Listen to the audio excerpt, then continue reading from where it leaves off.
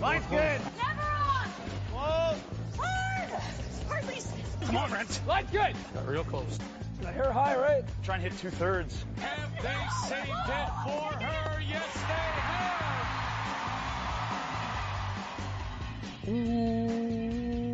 Welcome to Game of Stones, everybody. I am Sean Graham Scott, alongside, as always, hello, Scott. Ooh, boy, Sean. Yeah. Exciting. Yeah, so Wednesday night here, just after the last games have got off the ice in Moose Jaw. We're going to start with what we just saw, Pool A wrapping up this evening, and we have ourselves a tiebreaker. Could have potentially been 4 teams all tied at 4-3, but Manitoba gets the win to eliminate Alberta. We'll talk about that in a minute, but Scott, let's talk about this feature game. Northern Ontario against Saskatchewan goes into an extra end. Krista McCarville takes advantage of a miss by Robin Silvernagle on her last one after Robin Silvernagle and Saskatchewan had taken advantage of a couple Northern Ontario misses. And overall, this is one of these games, Scott, I think, where we talk about shooting percentage not meaning that much. The two teams combined to shoot 80%, but it didn't feel like that. No. It felt like a game of missed opportunities on both sides. Yeah. You know what I mean? Yeah. And we talked a bit about Team Saskatchewan earlier in the week when I said that Robin Silvernagle called her team out of winning a game by the strategy she employed. Tonight, and the rest of the week, I've seen her sort of consulting a bit more with her teammates, not going crazy for runbacks and all sorts of crazy stuff. But tonight, it was a communication issue, I think, with the team where they were she was screaming as soon as she let go every rock. Yeah. Stephanie Lawton was trying to scream over her. The sweepers were trying to communicate the speed, but they couldn't because it was sort of everyone was drowning each other out. And I noticed this morning, Silvernagle said, "Whoa, that was bad communication."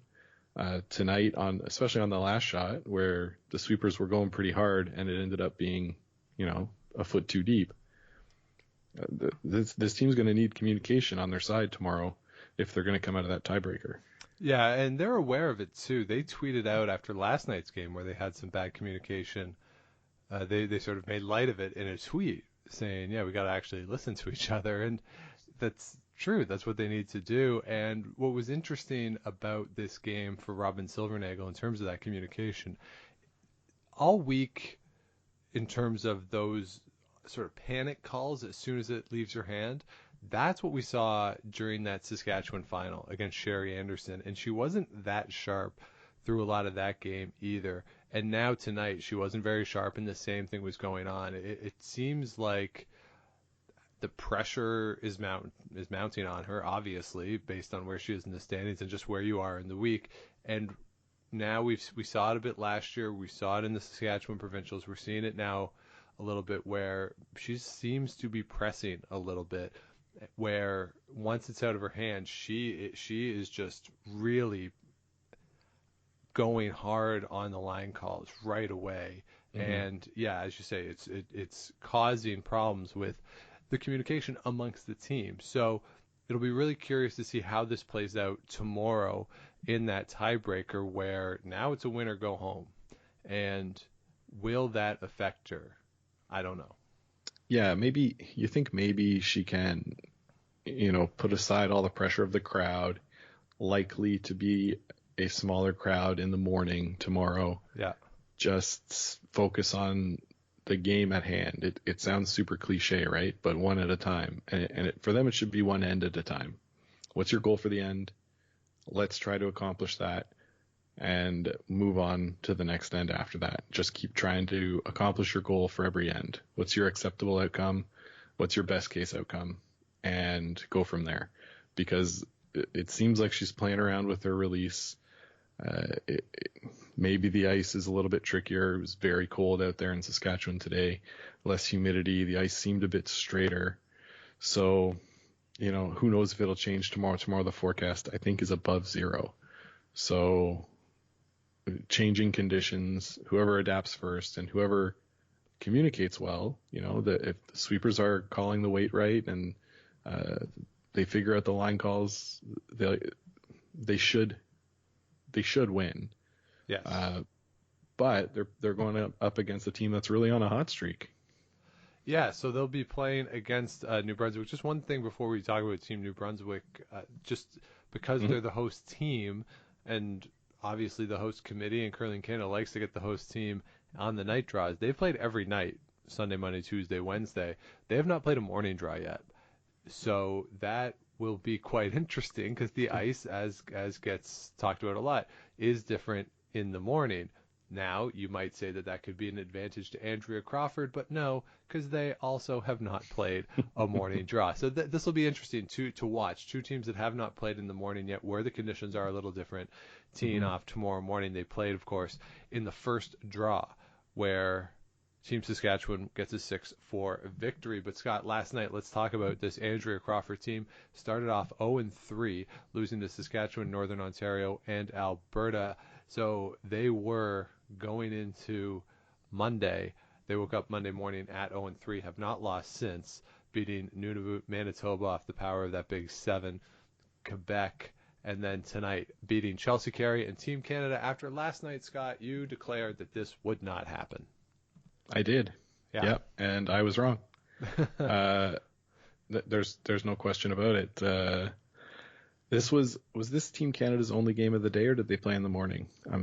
I'm blanking on my memory here. They played this morning. They beat Nunavut in a game that's right. Laurie Eddy had the hammer up a point in the ninth end, gives up a steal, had the hammer coming home, and a measure. She loses on a measure in the 10th end. Yeah, she changed her call in the hack, and they only had 45 seconds, and it was a bit of a strange call.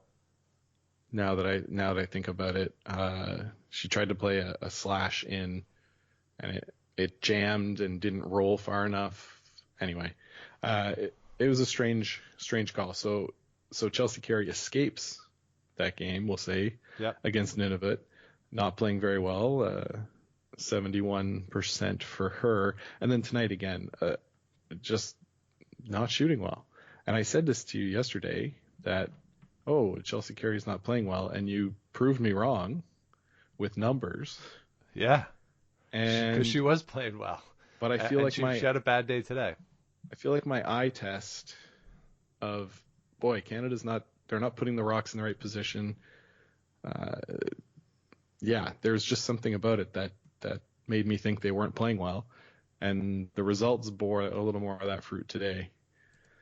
Yeah, absolutely. Yeah, to go 1-1 and to have that game against Nunavut, that's not a great indicator for the rest of the week. They do catch a break with Saskatchewan losing that game, because if Saskatchewan had won, it would have been Canada against against New Brunswick tomorrow morning in that tiebreak. So Chelsea Carey does get a breather where she can sleep in, hopefully for her, reset herself going into the championship pool. But I think this game tonight against New Brunswick, of course, it wasn't the feature game. What you saw of it was Chelsea Carey throughout the game was chasing, or whenever they went to the game and Andrea Crawford was throwing, Kathy seemed to be saying, Chelsea was just heavy on her last one or light on her last one. It seemed like her percentage was 73%, but based on the way it was presented by Kathy Gauthier, she did not play particularly well. So they lose in that game. And when you look now, Scott, at where they stand going forward, 4-3 with the crossover, it's helpful to them that there's going to be two teams from their pool moving forward with 3 losses and a team from the other side with 3. So you're not as far behind as what we've seen in other years, but 3-1 at the worst is what they can do if they want to make the playoffs. And the way they're going right now, it doesn't seem like that they're playing at a level that would get them at 3-1. But we would have said that. But we also would have said that earlier in the week, and then she threw 3 or 4 straight games at 90%. So who knows? Yeah, I guess who knows. But I mean, the way that they're playing, I don't give them a chance to beat Ontario. Wild card, Sure, they could, because I think Jennifer Jones is also not playing well, and we'll talk about Pool B in a second. But yeah, they basically have to run it. We've seen 7-4 the last 2 years under this format miss the playoffs. So 8-3 is basically your margin, and if you're going in with 3 losses already, you're really behind the 8 ball. So yeah, they catch a break and they don't have to play a tiebreaker.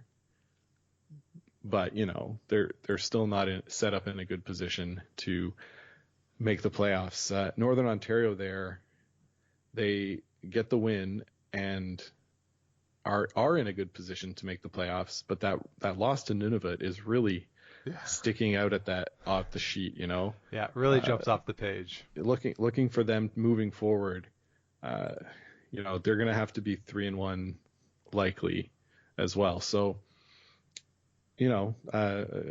tough sledding for everybody, but I'm excited we get 2 tiebreakers, and Vic, he didn't go too nuts about it. This one with the draw to the button as the breaking of the tie, I think he was a bit confused as to who would play depending on the outcome of the game that was on, the feature game. Well, they were trying to do the math in the booth. You could tell. You could hear them. You could hear them trying to figure out who had won on the distance. They clearly hadn't prepared for this eventuality. Yeah. So they were trying to do the math on the fly for who would win on that draw shot challenge. Scott, one of the reasons why it was only 3 teams too is that Alberta and Laura Walker, they fall to Manitoba tonight. They were off to a quick 0-3 start, beating 3 teams that they're ahead of in the team rankings, and then losing the last 4 to the 4 of the teams that are still alive in the event. And we said this about Team Quebec, we said this about BC a little bit too, but they lost in ways that rookie teams lose. And I realize that Kate Cameron, of course, is not a rookie, but the rest of the team, this is their first time in the main field. I believe Nadine Scotland or Taylor McDonald have been there before as an alternate. And this is just what happens sometimes to rookie teams. And I don't think it's any shame on Alberta and Laura Walker. They played close games, but you could just see that they were a little off, rolling in the wrong spot, weren't setting up the ends very effectively. Even this morning, they take Northern Ontario the distance, but it just, you got that sense that Northern Ontario was pretty well in control of the time, which is very easy to do when your skip throws 100%. And, no shame for this team from Alberta. I think looking forward, you would expect, based on what we talked about, Chelsea Carey to be back in that field next year for the Alberta playdowns. But I hope that Laura Walker stays, right? There was a lot of talk that she was thinking about stepping back from the game last season. I hope this team stays together. I think there's a lot of potential here that if they make it back out of Alberta, that they would be certainly a championship pool and a playoff contender moving forward now that they have this first one under their belt. Yeah, for sure. And like you say, their games were all pretty close. Lost by 2, lost by 2, lost by 1, lost by 3 tonight. I think that score's wrong. I think it was 8-6. But anyway, pretty close. But you're right. They were, they benefited from a start against 3 teams that, were not expecting to be the strength of the field. New Brunswick, has sort of got their legs after facing Laura Walker, but you'd think that might have given them some extra confidence, boost, sort of given them shake the nerves off kind of thing, and it wasn't the case. So Laura Walker played really well. I think she was one of the top skips. She's a really good player, right? She's really good. I was looking for her on the list. She's 3rd. So she played really well, but she ran up against other skips that were playing just as well in those last 4 games. She got minuses on the last 4 games despite averaging about 78%. So, just the way that it shakes out sometimes. Yep. Carrie Anderson, the beneficiary of the game tonight against Laura Walker, and they finished the pool play at 6-1 in a really good position moving forward. I would expect them to make the playoffs with a 6-1 record. You're still going to have to get a couple wins, but they're more than capable, especially now that they own Jennifer Jones. So Yeah, so they're certainly in a strong position. So, moving forward, Manitoba, Northern Ontario looking pretty good, 6-1, 5-2 respectively. Canada is in at 4-3. New Brunswick, Saskatchewan at 4-3. Will play off tomorrow morning for that final spot. Of course, that game does not count towards the standings. It is just a straight tiebreaker, so that team that wins won't be going in at 5-3. They'll still have that 4-3 record. We talked about Alberta. Let's give credit Laurie Eddy and Team Nunavut. They get a win over Team Quebec. So Nunavut has doubled its win total from last season. Congratulations to them. Clearly they were emotional again tonight after the game. So a great story there. And you know what? I said it last night. I think I said it Monday night as well. Noémie Veilleux, they put up fights, that team.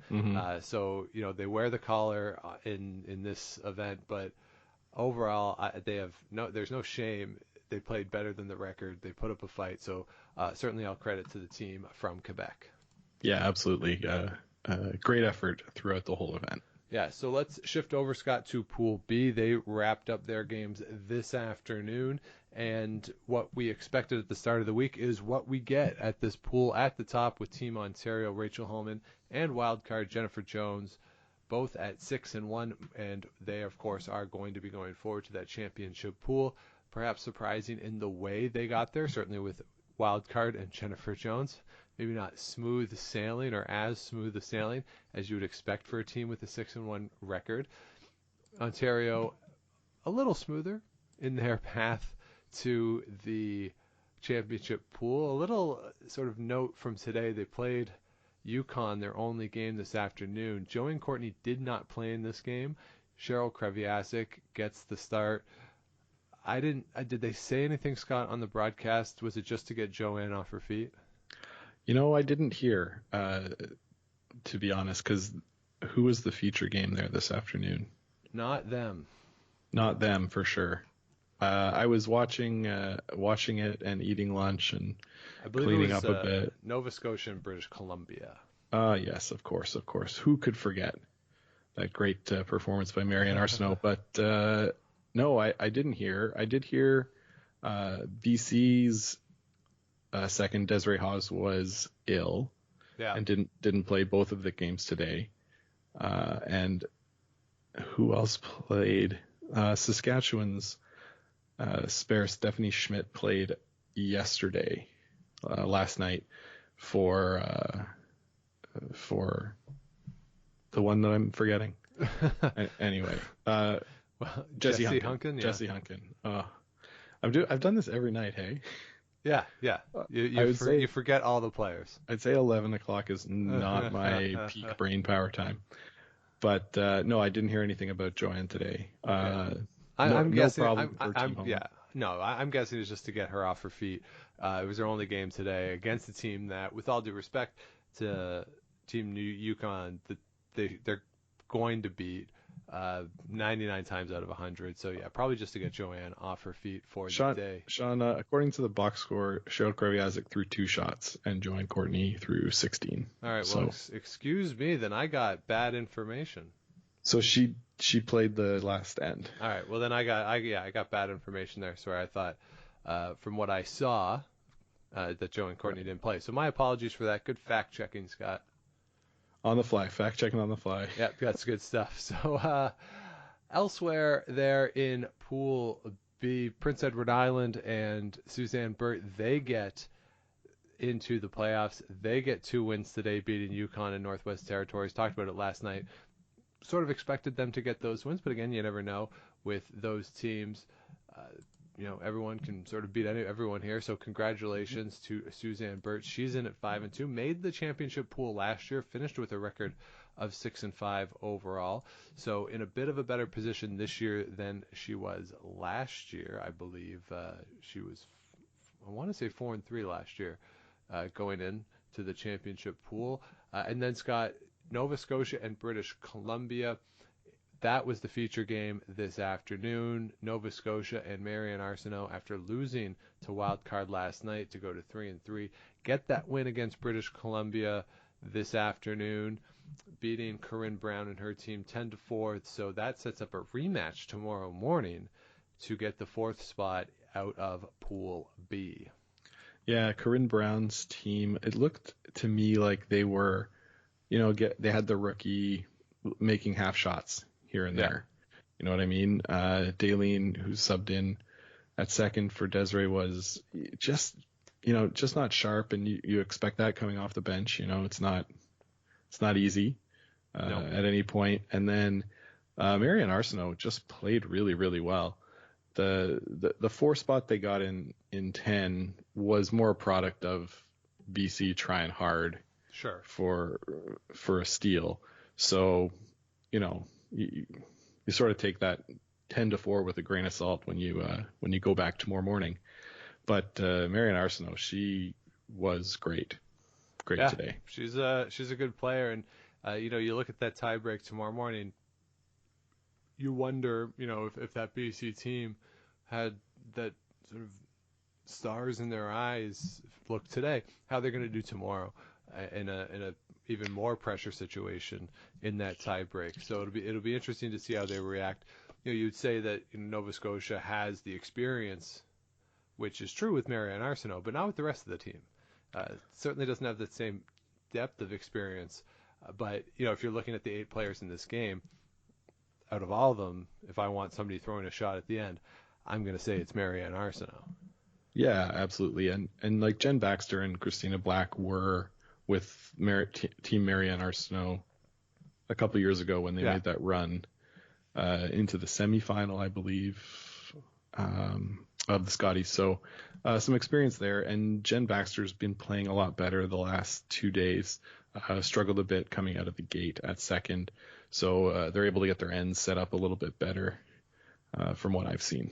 Yeah, so that'll be a fun game. But like with Pool A, the team that goes in with a 4-3 record is going to have a tough time making the playoffs. They're going to have things break absolutely perfectly for them. And going in to that championship pool, having played in the morning, whoever wins those 2 games is going to have to play 3 games tomorrow. That is very difficult.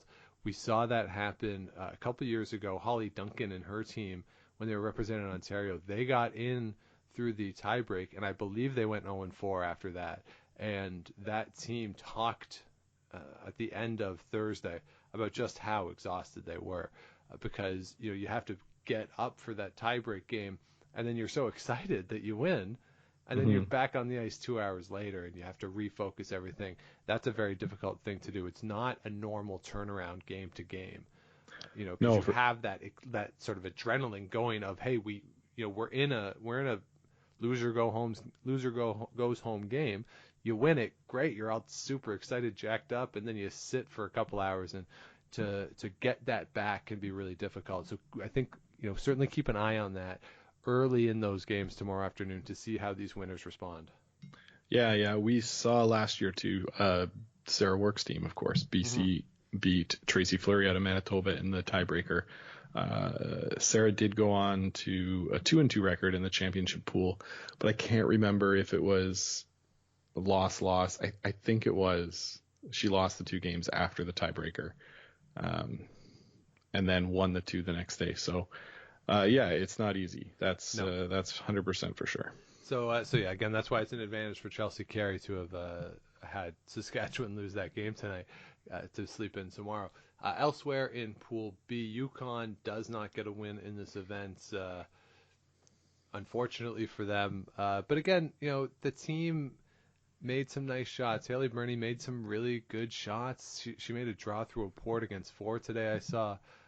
So they're capable. They put up a pretty good fight against a couple teams. The final scores don't look great in any of the games, but certainly credit to them. Similar to Quebec, never gave up.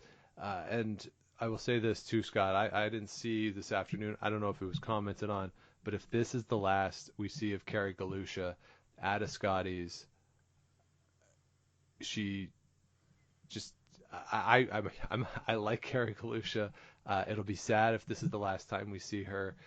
never really was a threat to win, never had a deep run into the event, but she's won, most sportsmanlike multiple times at the event. The players all love her. She's a great representative for the Northwest Territories.